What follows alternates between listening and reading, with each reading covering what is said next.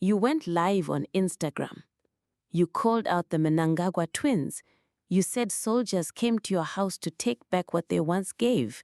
You dared them, make sure you kill me. Hours later, the apology. We've seen this movie before. Loud defiance, then silence.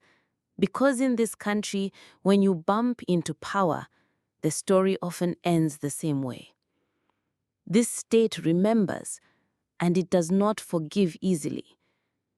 Gukurahundi, 1980s. 5th Brigade, trained by North Korea, marched through Matabeleland and the Midlands.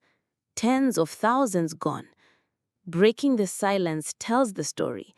Families still whisper, afraid the ground itself is listening. 2008, an election nearly lost. The answer? Torture camps, burned homes, bloodied backs. Human Rights Watch called it a campaign to destroy. They were right. 1st of August 2018, Harare, daylight. Protesters running, soldiers firing live rounds. 6 bodies left on the tarmac. The Motlanthe Commission wrote the truth in black and white, unjustified, disproportionate. January 2019, fuel protests. Soldiers knocking on doors at night, women raped, men dragged out, children screamed while fathers were beaten.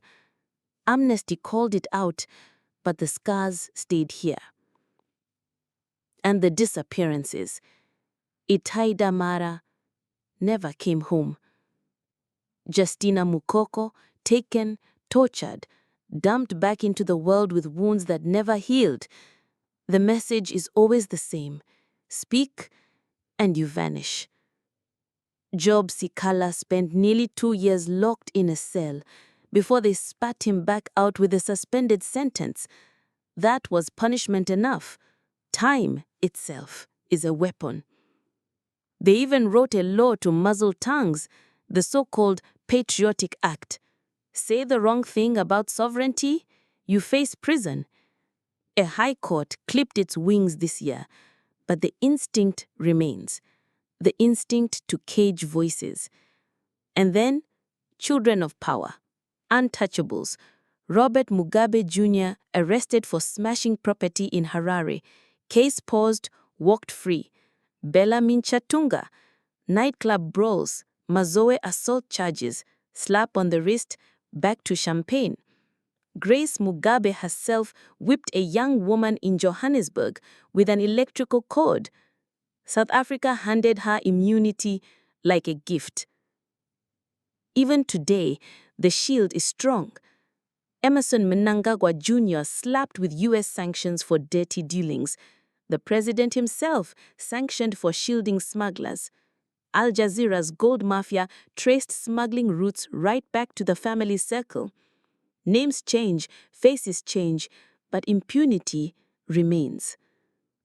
So when you went online and said, I can end ZANU PF, understand what you're touching.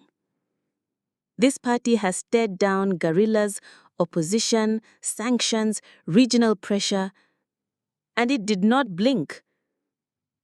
Those who promised to end it are now exiled, imprisoned, or buried. Courage is not volume. Courage is discipline. It is refusing the gift economy of politics. No houses, no cars, no trinkets that turn into chains. Courage is precision, knowing that every word you say can be twisted into a charge of incitement. If soldiers entered your home, it's not a celebrity spat. It's a constitutional crisis. Document it. Lawyer up. Zimbabwe lawyers for human rights have carried heavier cases. Make your fight legal, not viral. And if you want to be remembered as more than a rapper who shouted at the wind, stand with the harmed, with the mothers of Gukurahundi, with the widows of August 1, with the women assaulted in January 2019, with the Damara family still waiting at the gate. You told the twins you are not afraid of ZANU PF. Fearless words are easy. The real test is whether you can turn outrage into integrity, whether you can survive the counterpunch without losing your voice. Because here, the state carries a long ledger, and the children of presidents do not pay their bills in court. Holy 10. Be careful.